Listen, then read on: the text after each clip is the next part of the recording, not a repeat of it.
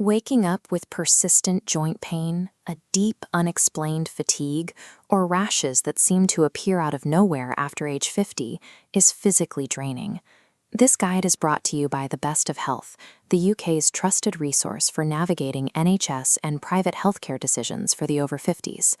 When these physical signs persist, you face a critical question.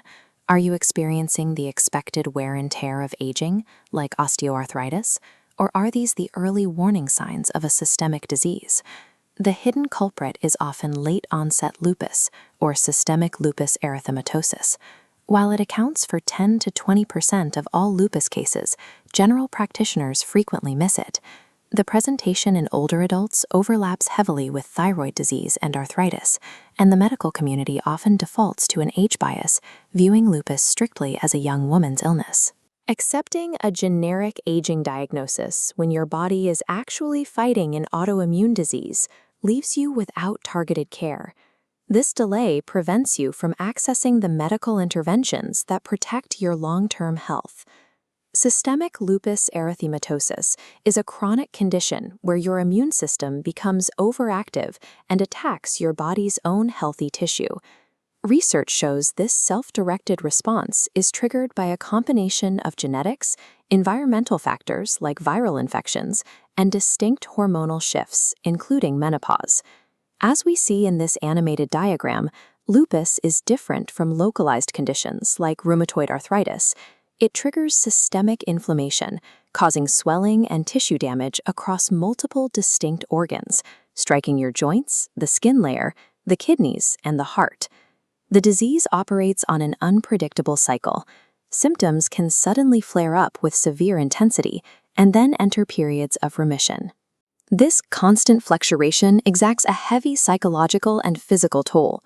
Because the inflammation can strike almost anywhere and cycles constantly, it mimics the symptoms of other long-term illnesses, such as fibromyalgia and chronic fatigue syndrome. Relying entirely on a standard, brief GP exam is risky. You have to proactively recognize your specific symptom patterns to force a targeted medical investigation. Accuracy in diagnosis relies on understanding the specific evidence a rheumatologist needs. They aren't looking for a single complaint. They are scanning for specific clusters of symptoms that point towards systemic disease. This chart maps localized aging against systemic autoimmune markers. The bottom left shows common over 50s misdiagnoses, mild joint stiffness and tiredness. The top right reveals high-probability lupus signs, severe fatigue, alopecia, and the classic butterfly rash. Presenting this cluster of systemic markers triggers a high-priority investigation. Once you identify this pattern, you have the concrete evidence required to ask your GP for specific diagnostic blood tests, the anti-nuclear antibody, or ANA, and the anti-dsDNA tests. Organizing your symptoms into these clear, systemic clusters shifts the focus of your consultation. When you present evidence of a multi-organ pattern, the clinical priority moves toward a focused autoimmune investigation. Once your GP suspects lupus and orders those initial blood tests, you immediately face the central logistical dilemma of UK healthcare, choosing your diagnostic pathway. The NHS pathway is well established. The diagnostic care and the specialist rheumatology referral are free, but the wait time is a major hurdle. This matrix compares your options. The NHS pathway is free, but average rheumatology waits are 8 to 14 weeks. The private pathway secures specialist access in 1 to 2 weeks. That carries an estimated total cost of £400 to £600 for consultations and tests. You are ultimately weighing a £400 to £600 investment against 3 to 5 months of painful uncertainty. You are trading money for rapid peace of mind and faster access to symptom control. Once diagnosis is cleared, the outlook improves. Modern treatments are highly effective at controlling symptoms, preventing flares, and protecting your organs from long-term damage. The medical toolkit is robust. It ranges from cornerstone daily treatments like hydroxychloroquine to targeted corticosteroids for sudden flares, all the way up to advanced biologic therapies like rituximab for severe organ involvement. But medication alone cannot manage the disease. As this daily flare prevention checklist highlights, patients must commit to strict lifestyle modifications.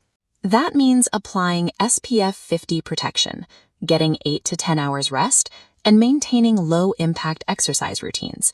Failing to respect these boundaries invites trouble. The most common triggers for severe disease flares are stopping your prescribed medications prematurely, unchecked stress, and prolonged exposure to the sun. Achieving periods of remission is possible.